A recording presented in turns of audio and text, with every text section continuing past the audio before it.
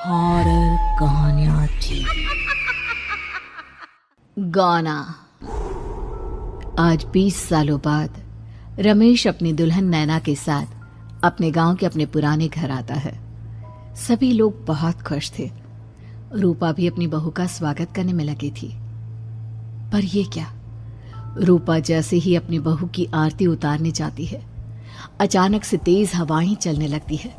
घर की लाइट चली जाती है और आरती का थाल का दीपक बुझ जाता है। माँ, ये सब क्या हो रहा है? अचानक से ये मौसम कैसे बदल गया? अरे बेटा, ये गांव है। गांव में अक्सर ऐसा ही होता है। किसी भी वक्त मौसम बदल जाता है और कभी भी लाइट चली जाती है। दीपाली बेटा, किचन से मोमबत्तियां तो ले आ। रूपा के कहने पर दीपाली किचन में मोमबत्ती लेने जाती है। लाइट ना होने की वजह से घर में काफी अंधेरा था, इसलिए दीपाली अपने फोन का टॉर्च ऑन करती है और टॉर्च ऑन करते ही उसे महसूस होता है जैसे कोई उसके सामने से गुजरा हो। मुझे ऐसा क्यों महसूस हुआ कि मैंने अभी यहाँ किसी को देखा? क्या सच में यहाँ कोई था या ये सिर्फ मेरा वहम था? अरे दीपाली बेटा, मिले कि नहीं मोमबत्ती? हाँ माँ, बस अभी लाती हूँ। दीपाली सारी बातों को भूलकर मोमबत्ती जलाती है और जैसे ही मोमबत्ती लेकर वापस बाहर जाने के लिए पीछे मुड़ती है तो उसके सामने एक 10 साल की छोटी बच्ची खड़ी होती है। उस बच्ची की एक झलक देखते ही दीपाली डर जाती है और जोर जोर से चिल्लाने लगती है। तभी अचानक से लाइट आ जाती है। दीपाली की आवाज सुनकर शंकर और छोटा भाई पवन उसके पास पहुंचते हैं। क्या हुआ दीपावली बेटा? पापा, मैंने किसी को देखा। दीदी यहाँ पर कोई नहीं है। अंधेरे में वहम हुआ होगा आपको। अब चलो, दरवाजे पर भैया भाभी कब से खड़े हैं। दीपाली भी इसे अपना एक वहम समझकर सबके साथ बाहर चली जाती है, जहां वो लोग अपनी भाभी का स्वागत करते हैं। नैना अपने पैरों से कलश को गिराकर थाल में पैर रखती है और घर के अंदर जाती है। सब घर के अंदर चले जाते हैं। भाभी, मैं आपकी ननद नहीं, आपकी छोटी बहन और फ्रेंड की तरह हूँ। इसलिए कभी भी आपको ये लगे कि भैया आपको सता रहे हैं तो आप उनकी शिकायत मुझसे कर देना। भाभी भैया की शिकायत करे या ना करे, पर मुझसे और माँ से तेरी शिकायत जरूर करेगी। सभी आपस में बैठकर हंसी मजाक कर रहे थे। नैना भी घूंघट किए अपने बिस्तर पर बैठी थी।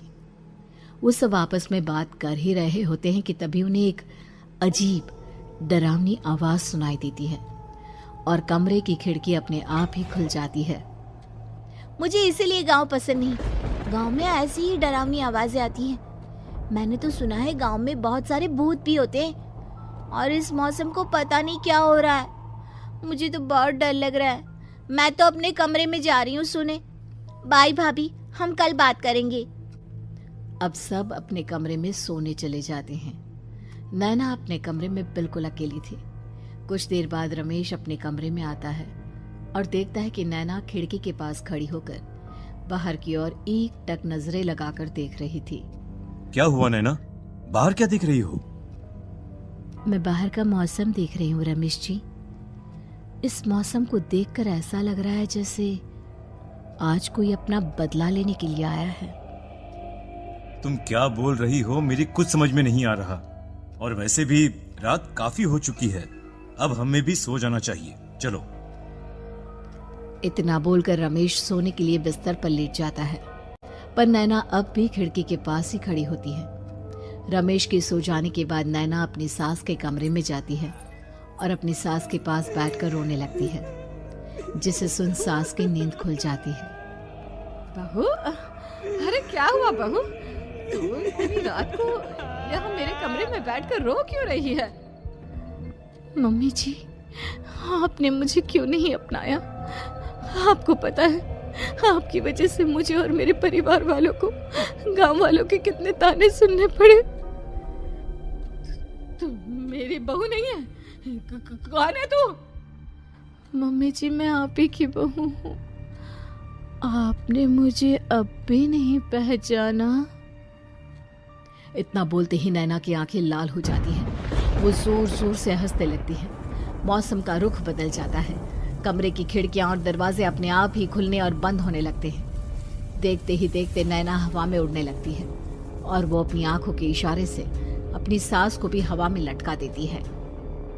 तेरी वजह से मुझे और मेरे घर वालों को ताने सुनने पड़े। तूने जो पाप किया है, तुझे उस पाप की सजा मिलेगी और अब तेरी इस गलती की सजा तेरा पूरा परिवार भुगतेगा। इस तरह से नैना बड़ी ही बेरहमी से अपनी सास को मार डालती है और आराम से अपने कमरे में जाकर सो जाती है। अगली सुबह जब घर वालों को कमरे में रूपा की लाश मिलती है तो उन लोगों के पैरों तले जमीन खिसक जाती है। कल तक माँ बिल्कुल ठीक थी, फिर अचानक ऐसा क्या हुआ रात को कि माँ हम सबको छोड़कर चली गई। सारी गलती मेरी है। बेटे की शादी की खुशी में मैं ही रात को घर वापस नहीं आया और चला गया अपने गांव के दोस्तों से मिलने। अगर रात को मैं अपनी रूपा के साथ होता तो शायद आज वो हमें छोड़कर न जाती। घर में शोक का माहौल पसर गया था, पर नैना को इस बात से कोई फर्क नहीं पड़ रहा था और ये बात कहीं ना कहीं पवन को भी समझ में आ रही थी। अब ऐसे ही कुछ दिन बीतते हैं और 1 महीने के अंदर ही अंदर शंकर की भी मौत हो जाती है। पहले माँ छोड़कर चली गई और अब पिताजी। क्या हो गया है हमारे घर को? पता नहीं किसकी नजर लग गई है। भैया ये घर सही नहीं है। हम जब से इस घर में आए हैं कुछ न कुछ बुरा ही हो रहा है। हमें यहाँ से वापस शहर चले जाना चाहिए।